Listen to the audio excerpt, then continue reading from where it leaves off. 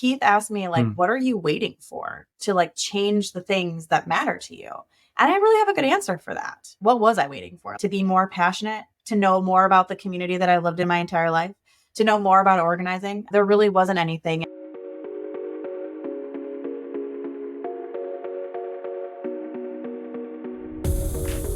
Welcome to Connection Request. I'm Joel Lehman. Today on the show, I'm chatting to Minnesota State Senator Erin Maye Quade, who is also the Special Projects Advisor at Gender Justice. She's the third Black woman ever elected to the Minnesota legislature, and when she was elected representative in 2016, she was the only Democrat to flip a state House seat from red to blue. She also made national headlines in her last campaign for incredibly giving a speech while in labor. One of the main reasons I wanted to chat with her is that in the US, I think we focus far too much on national politics, while so much of the policies that actually impact our lives are made at the state and local levels. The senator shares her organizing origin story, as well as tells the story of how now Attorney General Keith Ellison gave her the initial nudge to run for office. Plus, why she sees ADHD as her superpower, why she feels our political labels aren't always helpful, and why working in customer service jobs were the single best thing that prepared her to serve as a state legislator. We also unpack the historic legislative season in Minnesota and her plans to regulate the heck out of artificial intelligence. As always, get in touch with me with feedback or thoughts on the show. I love hearing from you. Okay, here's my conversation with Senator Erin Maye Quade. So I am a Minnesotan. I am Black and queer. I'm a wife and a mom. I call myself an elder millennial. I very much identify with that. I am a Minnesota State Senator, and that is one of my jobs. And then I'm also an advocate, or I work at a nonprofit, a legal nonprofit called Gender Justice, where I'm the Special Projects Advisor. And so we seek to advance gender equity through the law. We do civil rights litigation, public education, narrative change work. And a lot of that work is focused around trans and LGBT rights and reproductive health rights and justice. So, not a lot going on in those areas, just a little bit of work there. That leads me to my first question, which is, in reading up on you, one thing that just really struck me is how much you have already done in your career, but also how many different and distinct issues you've taken on, how many times you have been the first to do something, how you seem, in my eyes, to be able to juggle so many different balls at once. And so when, you could spend your time doing a lot of different things, and you do, how do you make decisions about how to spend your time and how to focus in on the things that matter most to you? Oh, that's a good question. One is, I always say I feel like I can be like two things in a day.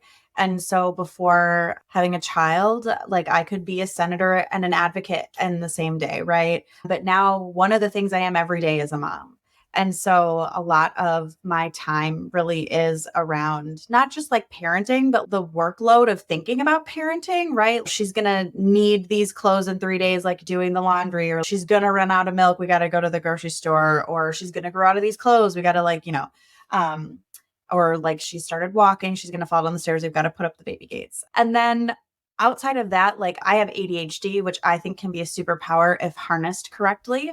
And so I've spent a lot of time figuring out how to utilize my ADHD, which can be energy and hyper focus, sometimes deep passion for a lot of different issue areas, and using that to make sure that my time is like really well structured. So making sure that I have work blocks laid out, that I have lunches scheduled, because otherwise I'll never eat, that I have time set aside basically for all the things that I want to do. When I started getting really busy, I literally made a time map. So it was like an Excel spreadsheet that like chunked out like what I was going to do each day. Wow. Which can be overwhelming to see sometimes, but also really helpful to just see day to day that I'm getting all the things done that I want to get done. It's really interesting. So let's go back to Erin as a kid. You and I grew up in the same town, so I have at least some reference points for your childhood. But what do I need to know about you, Erin, as a child that helps explain who you are and who you became today? Erin, the child, it was a voracious and early reader with a really strong reading comprehension and retention. I have almost like a visual memory, so I can remember like where it is on the page. Helps me retain facts, like percentages and statistics. And Erin the kid used to carry on this little notebook that when I heard like references, like pop culture references that I didn't understand, I would write them down. And then I would come home and I would ask Jeeves them, because elder millennial, like Google didn't exist, Yahoo didn't exist. But I would put it into Ask Jeeves so that I could understand what people were talking about or referencing. Yeah, reader, singer, love to sing, and like have really wonderful family and parents who instilled in me like questions are good, always ask why, and it's good to be someone who like doesn't do what you're supposed to do all the time just because that's how we do it. And I think that has definitely led me into a career of being like, just because we've always done it that way doesn't necessarily mean that it is a good way to do something. So that, yeah, me as a kid, happy. So I was reading an article that you gave an interview with Elle back in 2017, and you said, quote, "I grew up in a very white community and I'm not white. Society's pretty straight and I'm not straight. We still live in a very male dominated culture and I'm a woman. I've pretty much grown up in a place where I'm always having to assert, prove, and fight for my right to exist in people's eyes." And I'm just curious, is that lived experience part of what made you want to serve, do you think, and organize? Organize, absolutely. I've always been deeply incensed by injustice, not mostly because it doesn't have to be, right? They're decisions that people make every day. There's no like higher power that ordained that racism has to exist. Like we choose to allow it to exist. And I think it's interesting because I'm Black biracial. So my dad is Black, my mom is white. But growing up in a white community in Minnesota, I was socialized as a Black girl, right? Like it was noticeable to everyone everywhere all the time that I was Black because everybody else was white. But I'm light skinned, right? It is not always obvious to the world that we are in now that I'm a Black woman. And so it has been a really interesting journey to grow up and be socialized in our smallish community, and certainly small in the fact that the internet didn't exist the way that it does now, right? So the people that you're around are pretty much the people you interact with. And then to grow up in a world where you can see any kind of person by opening an app and communicate with any kind of person. And so really like grappling with colorism and light skin privilege and understanding that I might have been raised to because I was viewed as a Black girl, but in the world that we're in now, I'm just ethnically ambiguous, right? And I always talk about using the privilege that the patriarchy and white supremacy have bestowed upon me, right? Because I'm a comfortable feminine woman. I'm a small woman. I'm a light-skinned Black girl. I don't quote unquote look gay, whatever that means. And so using those privileges to go into places where those privileges are instilled into our systems to dismantle them and throw the door open to invite more people who look like me or identify like me or people who've never been there before. So that's something that is definitely true that I know and use to further the cause of justice. Tell me a little bit about leaving high school, going to college. I know immediately you got into work organizing. Later, that led you into working for then Congressman Keith Ellison. Will you just tell me a little bit about that period of your life post high school, and what was it like, and what was driving you, I guess, to get involved in those ways? So I went to the University of St. Thomas, which is a private Catholic college university in Minnesota. And I was raised Lutheran. And like by Lutheran, I mean like the casual, like we love everybody, everybody's welcome here kind of Lutheran, right? But I was very Christian. I was very like, I lettered in FCA, like my letter jacket has a cross on it for Fellowship of Christian Athletes. I was very devout and very like it was a core part of my identity. And so I chose to go to St. Thomas because it was a core part of St. Thomas's identity. And come to find out that not everybody reads the Bible and gets the same messages that I did, they would read like love everybody and they're like, except gay people. And so when I got to St. Thomas, it was just like running headlong into this brick wall of someone who is, or like an institution that has wrapped itself in like my faith and then come out the other end with just like the most horrific findings about humanity and people and how we should treat each other. And so it was enraging. And I think that faith was how I expressed my politics before I had politics.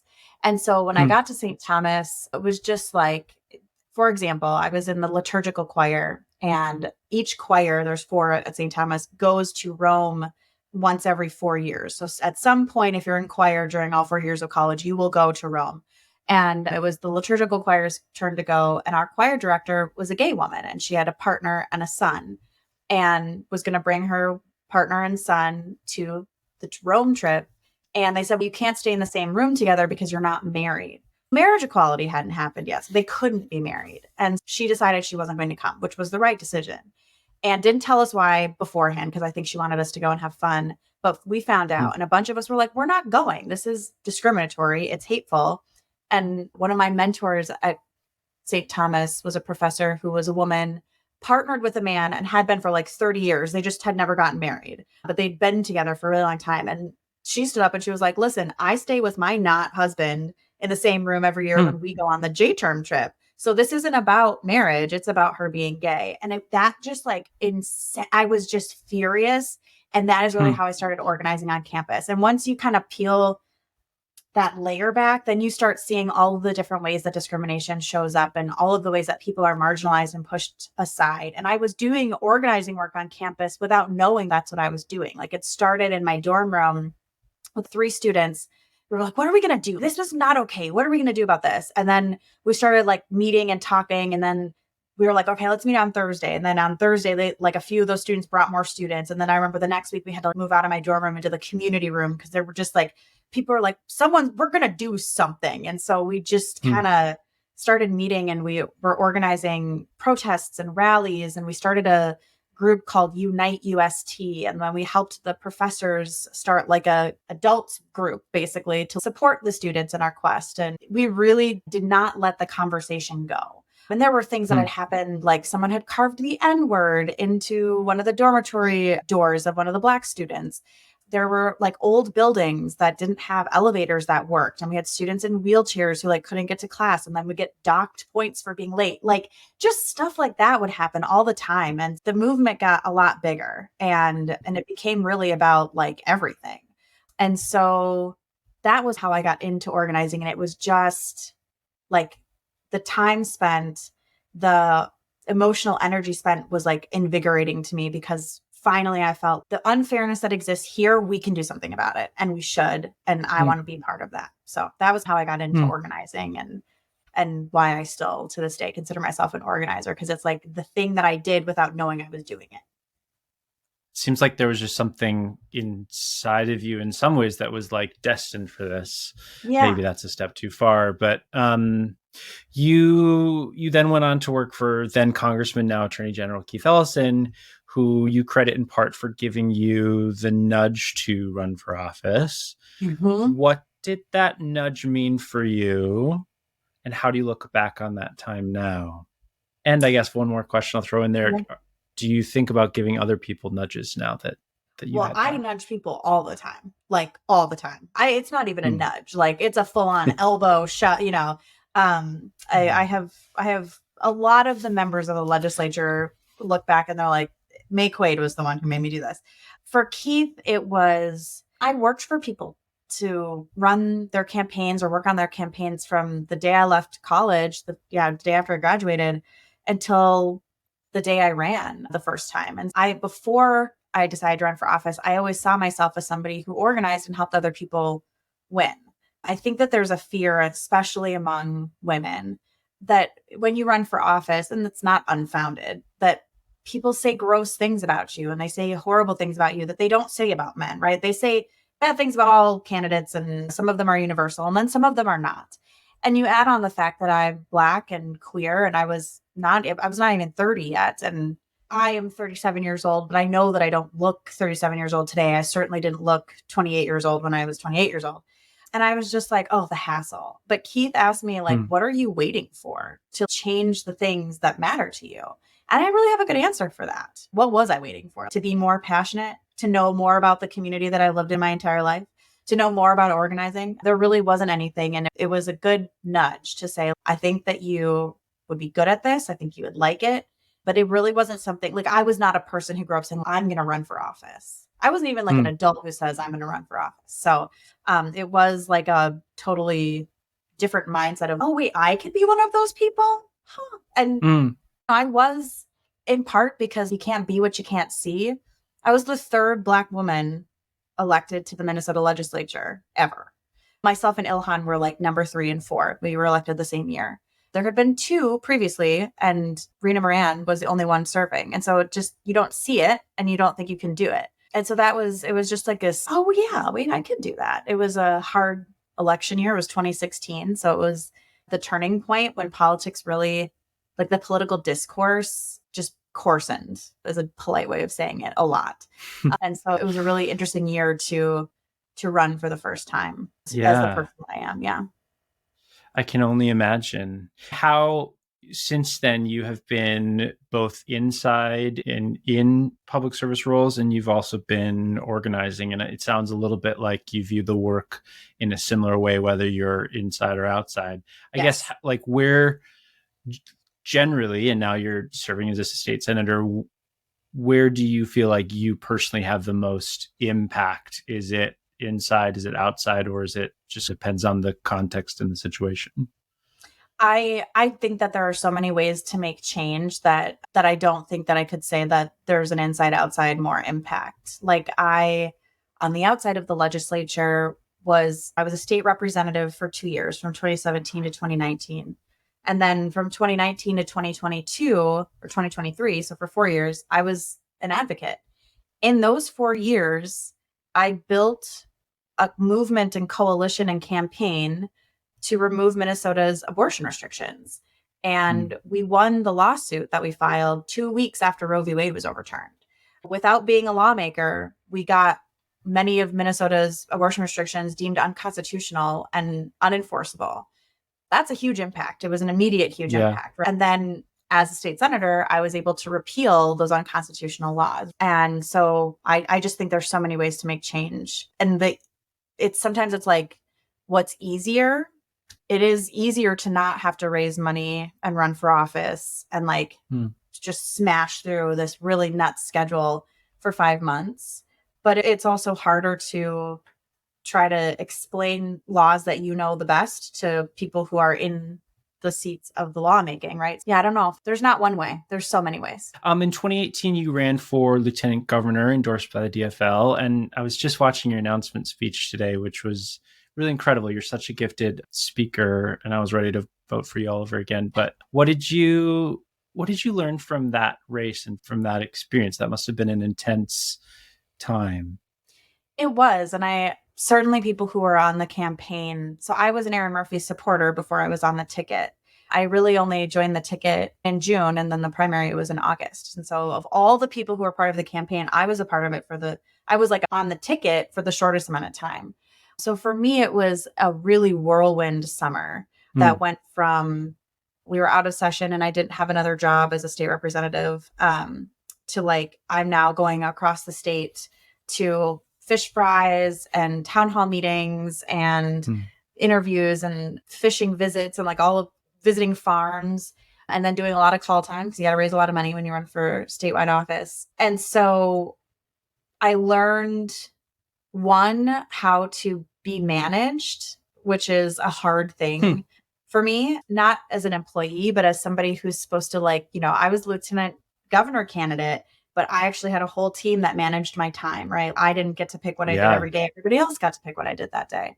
And I became, which is something I've lost since the pandemic, but my public speaking skills at the end of that campaign were amazing. And in part because my staffer, who was with me all the time, had a Bachelor of Fine Arts from the University of Minnesota and is an actor. And so after every speech, he would give me notes. And I speak really fast. Even when I'm trying to speak slow, I'm speaking fast. And that's certainly true in person. And by the end of that campaign, I had learned how to speak slowly enough for people to understand me and to really punctuate what I was saying and how to crescendo at the right moments. It is a muscle that I've probably lost a little bit, but that's probably the thing I learned the most about myself. I got to learn so much about Minnesota and Minnesotans and what matters to them and how the way we categorize people, progressive or moderate or conservative, it doesn't really fit how people are in the world.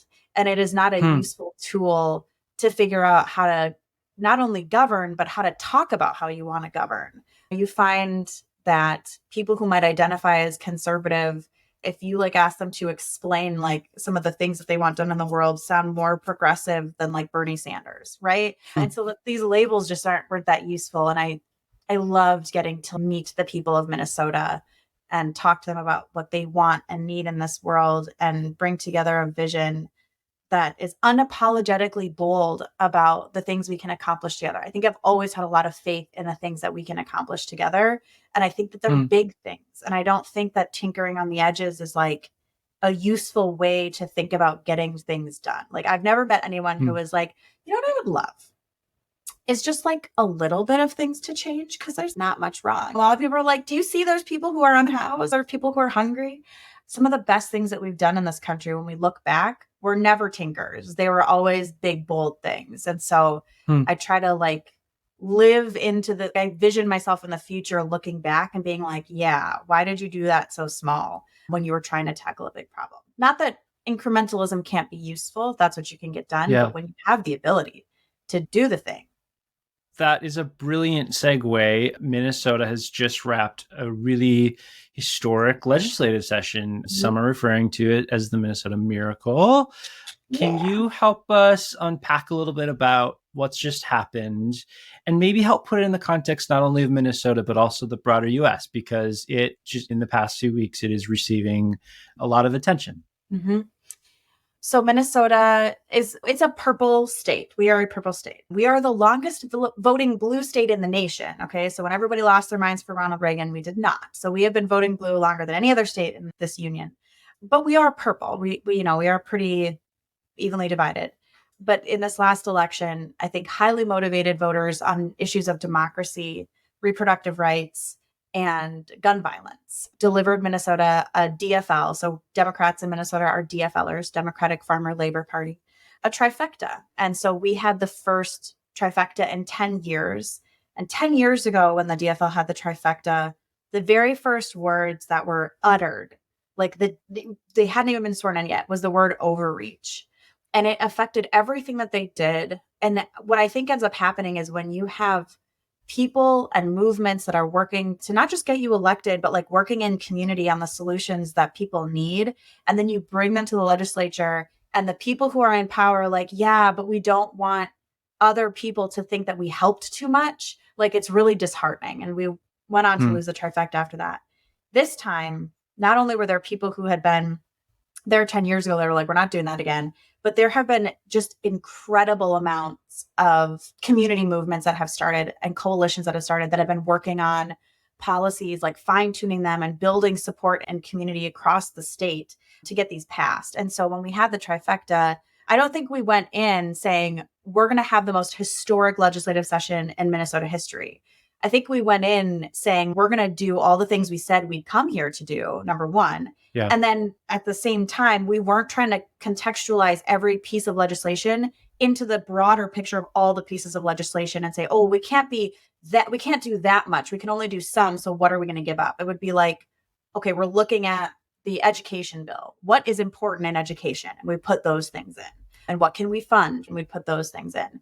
Education, done. Okay, now we're on to health and human services. What things are important? Put those things in. So I think part of the reason that the most historic session piece is becoming more of a conversation now and wasn't necessarily one during session is because that's not how we were thinking about it. We were thinking of what did we come here to fix? The second part I'll say is that the House has been in DFL control since 2018. The Senate just flipped, right? We had a 1-seat majority. So the House has their majority muscle built up so strong. They have on their wall of their caucus room, they had all of the top 20 bills and the authors that they wanted to get passed. I think that if a senator had seen that, they would have been like, oh, those are the top 20. We were just coming in. We had not had a majority leader in 10 years and we elected one. We had a 1-seat majority. Half of the first term class are brand new to the legislature and almost half the caucus was first termers. So we were really building our majority muscle at the very beginning of session 2. So there was a little bit of the House has heard and passed a bunch of these bills 4 times already. And so that's part of why we were able to get a lot done too, is that they were vetted in committee. They were vetted by community. part of what we were talking to constituents about when we were running is look at what we could have gotten done. Everything the House got done in the last 4 years. And now we got a chance to actually get it done and sign into law. I read that with that big list of the top 20 pieces, every time a new one was passed, DJ Khaled's "All I Do Is Win" was played. And I just thought that was in the House. energy. That Right. was in the House. Yes, I've heard that too. The Senate is, much to my dismay, a little bit stuffier. I can't imagine a world where that would happen in the Senate caucus room. But I was in the House and I had a lot of House energy and I would have been there for it. I guess one question I have for you is, I put myself in this bucket. I think, especially since 2016, but maybe before then, a lot of politics and people's attention and the media's attention is on national. And yeah, like I say, I put myself in that bucket. Can you give me your take on that from where you sit and maybe make the case for people like myself to spend a little bit more time thinking about what's going on in their own backyard? What's your take on that? Yes, I can. Part of the reason I think people focus on the national one is that we have fewer and fewer local medias that exist across this country, and national media is talking to a national audience, and we don't share anything nationally except our federal Congress, right? That's one of the things we share. Or if a policy is passed by federal Congress, it affects all of us, but not necessarily, Kentucky passes a drag show ban, which they did, that does not affect Minnesota, right? So that's part of the reason why. The other part is that Donald Trump just sucks up a lot of air. He says things that people, 5-10 years ago could never have imagined saying, even in private, let alone in public, and then being rewarded for it. And just the Overton window moving on what's acceptable to say about people or what's acceptable to do in public and laws to break, whatever, that's attention grabbing. And it's horrifying to a large swath of the country. And it is, I don't want to call it a circus or a sideshow because it's not, it impacts people, but it really is, oh my God, am I looking at this? Am I seeing this? So that's part of it. But my pitch to people like yourself about why paying attention to state and local government is so important. The first part is that the support or lack thereof for a bill in federal Congress has no bearing on its ability to get passed. Every bill is likelihood of getting passed is about the same, regardless of how people feel about it, which is incredibly disheartening to me. Yeah. So that's one piece. Congress wasn't designed to be as broken as it is, but there are people who are in Congress who want it to be broken enough to work to break it. And I'm not a person that's like, Washington's broken. Like, Washington is the place where we send all of the people who represent us together. And if we keep buying into that narrative, then we're saying we're broken. And that it's a way for us to disregard ourselves. But there are people who are elected and serve in Washington that went there to break it. And they're succeeding sometimes. But your state government represents fewer people, impacts so much more of your life. Like, your day-to-day life is impacted by your state government. That's where they do or don't fund your schools. Like, 10% of school funding comes from federal government. Almost all of it comes from your state or your school district. Like, the age of consent to marry decided by your state, not the federal government. The projects that they build in your communities, the speed limits that they set, these are all the day-to-day things. These are all things that happen in your state or in your county or in your school boards or at your city councils. And so, we focus on the national because it's like the media eye there when all of the work is happening in your state and down. And I think that's something that the Republican Party really realized in 2010 when they started investing a lot in state races. And we have seen the outcomes of that as the Supreme Court continues to be like, leave it to the states. Half the states are going to say ban abortion, ban gender affirming care. There was just a Republican that came out and said, we're going to oppose universal meals in schools, which is a shocking policy position, but I would imagine that might be coming in some states. And so we don't necessarily have a strong national identity, but we do have state identity. Certainly Minnesota, we call it Minnesota exceptionalism. I believe Minnesota is exceptional. And so your ability to influence what happens in your state, your ability to impact what happens in your state and what the state is doing impacting you is all just much more than it is at the federal level. Great pitch. Can you tell us a little bit about what life as a legislator looks like? And I don't know, what do you think we in the general public maybe get wrong about what it takes to serve in public office? The first thing that people get wrong about serving in public office is that you have to go through the steps or be a lawyer or have a certain kind of profile. The thing that has served me best to being a lawmaker as having worked as in the service industry, as a server or in Target or in retail. Yeah, it's customer service work. I get yelled at all the time about laws that I didn't pass. And I would, some laws I wasn't even born when they passed. But it's not my job to be like, I can't help you. I'm here to help you figure out what a solution is. Similarly, when I worked for Target in store, I didn't make the return policy. I didn't decide that you only had 30 days or 90 days, but I would get yelled at about it. And I'd be like, I understand that that's frustrating. I don't have power to make it different. I can help you with something else in the store. I can try to make the situation better. So that I would say is the biggest misconception, is that you have to have some sort of special law degree or whatever to be in public service, or that people like you aren't in public service. They are. And it's important that people like everywhere think I'm the kind of person who should be making the laws that impact the people of this state, because we have a citizen legislature. That's why we only are part-time. We're a part-time legislature. So we do need more different kinds of people. It matters. People we're like authors. They say, write what you know. People write policies about what they know. And if the legislature is only comprised of one type of person, they're going to write policies about one type of experience. And if we don't have more experiences, we don't have good policy. Life of a legislator depends on the year and the month. So odd numbered years are budget years. And we are in session from the first Monday after the first Sunday of January. Basically, sometime between January 2nd and January 7th, we go into session. We have committee. Committee is a lot like college. Monday, Wednesday, Friday from 8:30 to 10, Tuesday, Thursday from 3 to 5. And that's where bills get heard, and we dig through the language and we hear testimony and take amendments and hopefully make the language is exactly what we want it to be. Then there's floor session, which can be anywhere from 30 minutes to 15 hours. And that's where we debate bills that have been worked through the committee process. Then there's constituent meetings. So there's everything from housing groups to public utilities to the Gulf Association to the science student groups. They have their days at the Capitol. And so you meet with your constituents. Sometimes there's rallies. You speak at rallies.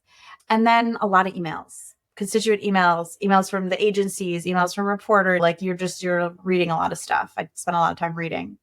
And they're long and late nights. They start early and they end late. So that's like January through May. And then after that, go back to your job for a lot of us, and then try to senator on the margins, which is what I try to do because I have a full-time job now. In even years, it's a bonding and policy year. So after we set the state budget, we appropriate the money, we balance the books. Then in the even years, so that's next year, we'll do bonding, which is essentially borrowing for public infrastructure, roads, bridges, hospitals, mental health facilities, some nonprofit stuff, lead pipes, those kinds of things. And then there's also policy setting. So for example, there is a piece of my READ Act, which is a bill about literacy for students in schools. When we were passing the bill off of the floor the final time, I caught this sentence that it isn't quite exactly what I want it to be. It's like a 100-page bill, so it's not surprising that I didn't catch it. But it's just a policy change. It's not going to change the amount of money that needs to get appropriated to implement it. And it's not something that I think is going to negatively impact people between now and next year, but I'd like to change it so that it's clear. So we'll do policy changes so that the words mean what they mean, or they mean what we intended them to mean, or they mean what we want them to mean now and not what they meant back then, that kind of stuff. What are the best parts of the job, and maybe what are some of the tougher parts? The best parts of the job are being able to meet constituents' needs and Minnesotans' needs, to be able to say, yes, I can help you with that. I can fix that. We can work on that together. To meet people who are passionate and knowledgeable about so many things. Like the knowledge, I always say that every time I meet a constituent, they're always like, yes, I'm your constituent. And I'm the head of the African American Babies Coalition. Like they always just are the most impressive people that have the most wonderful careers and like life dedication and this like really great knowledge. I called somebody yesterday because I had a question about childcare policy, and she said, "Oh, your constituent knows everything about that." And I was like, "Of course she does. Set me up with her." So that's probably one of the best parts, solving big problems and just knowing that things are going to be better because of what you did. Amazing. Yeah. The hardest part of the job is keeping up on my email. I'd like to be responsive, but I get a lot of emails and not all of them are from constituents. There was a day where I got like 1,000 emails opposing a bill that I was chief authoring, but only one of them was from a constituent. But when 1,000 emails come into your inbox, you miss what's actually for that's buried in that. That's tough. Yeah. It's tough when you can't get 101 votes or 102 votes for something, right? Like a bill that you really care about, that a lot of you care about, but there's not enough in both chambers to support it. That's hard too, especially when your party has full control. Yeah. And then not sleeping. I think sleep is important, and it's hard not to sleep. And I miss my baby. Yeah, I can imagine. At least on the email thing, maybe AI solves that within the next couple of years. I don't know. Like maybe there's a chance that Tell you, there's I'm some sort of filtering regulating system. the crap out of AI. Are you really? Oh, I'm going to be regulating I didn't expect AI. this to go here. Oh yeah. Tell me more about that. Give me what? Oh, okay. Tell me more about that.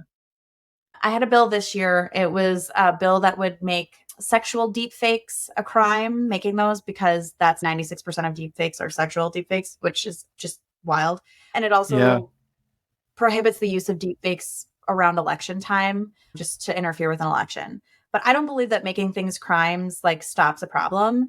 And I have a different bill called Age Appropriate Design Code, which requires tech companies at the design phase of an app, a feature, a product, an algorithm to incorporate consumer protection, especially for young people, into the design before it gets released. We have consumer protections for everything in the physical world, and we have none in the digital world. And I believe that if the Age Appropriate Design Code had existed before this rapid advancement of AI, it wouldn't look the way that it does now, because there are no parameters, there are no regulations. It is absolutely terrifying. And I don't think Congress is going to be able to move fast enough. I do believe part of the reason when you go to a website and it says accept or reject the cookies, it's because California passed a law. California state legislature did. And since you can't really draw a line around the internet, now all of us have the benefit of that. Similarly, I plan to pass legislation regulating both AI and tech companies, especially the ones that are harming children, so that everybody can benefit. And big tech was successful in stopping my bill this year. They will not be next year. And my bill will be more strict. It is appalling what we've allowed them to get away with just to make money. Yeah. Wow. I didn't expect our conversation to go there, but I'm glad it did. That's heartening to know. That makes sense. Couple last questions for you before I let you go. I'm just curious, can you give us any thoughts, predictions on 2024, both in Minnesota and beyond? How are you thinking about things? How are you feeling? Yeah. What do you think is going to happen? Yeah. 2024 in Minnesota, I think our session is going to be lovely. I think it's going to be less chaotic, or less breakneck pace than this year. I think the election, I think the House, the DFL retains the House, maybe picks up 2 seats, would be my guess. I haven't looked at it. I think the Senate's going to pick up a lot. And then I think the matchup will be Trump and Biden. I think Donald Trump loses. I worry about what he breaks on his way to losing. I think that the House of Representatives, the Congress House of Representatives, will flip back to being in Democratic control. I think it's a 50-50 chance that the Senate flips back to being Republican control. Maybe more of a chance that it flips back to Republican control. Yeah. And I think Joe Biden wins the election. Yeah. Good predictions. We'll check back in with those, but that sounds sensible to me. What did I forget to ask you about today? Anything else that you think would be good? I don't know, that would be good in terms of understanding you, your life experience, and the role you play in both organizing and in public service. My mom, when I was in college, I had gone to college to be a business major, and I hated it for the 3 weeks that I was doing it. And my mom was like, why are you going to be a business major? You've never been interested in that at all. And it was because I wanted to know that when I graduated, there'd be financial security.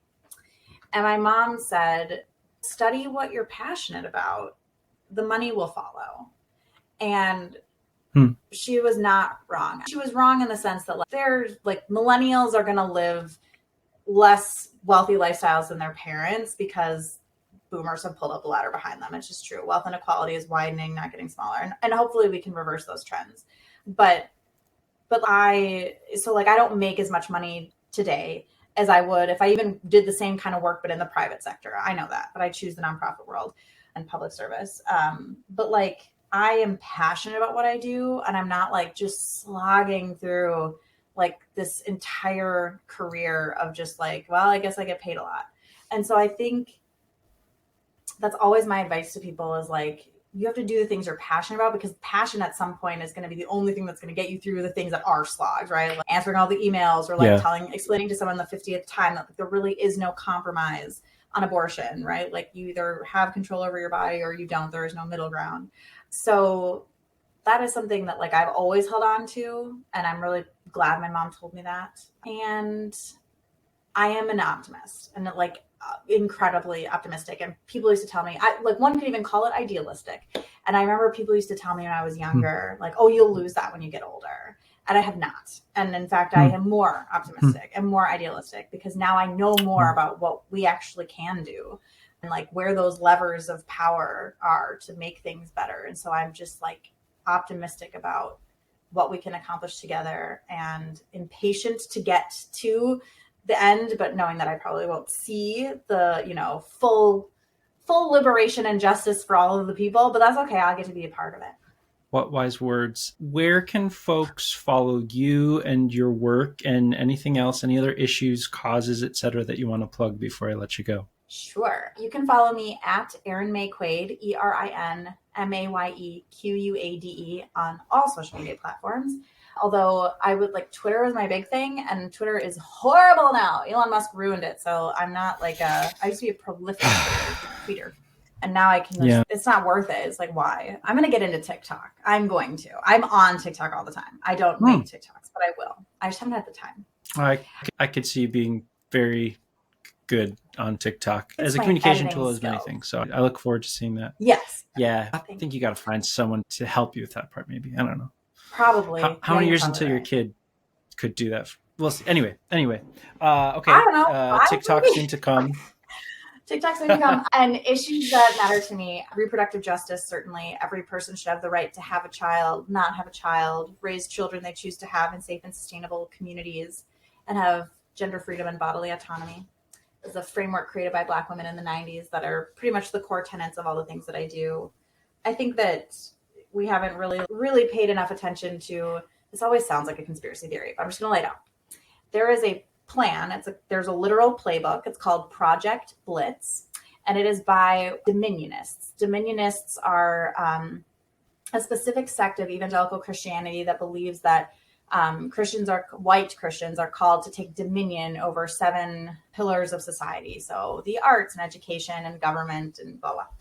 So Amy Coney Barrett is a Dominionist. Ted Cruz is a Dominionist. Mike Pence is a Dominionist. And their playbook has been open for a really long time. And I think one of the things that is just useful for folks to know is that like what we're seeing happening in our country right now, the attack on LGBTQ people, the attack on abortion rights, the attack on public education, the disregard for the climate crisis, all of that is like under the umbrella of dominionism. And I think if we don't start understanding the end goal, right? Sometimes it's like, why? Like, why do they care? Why are they doing this?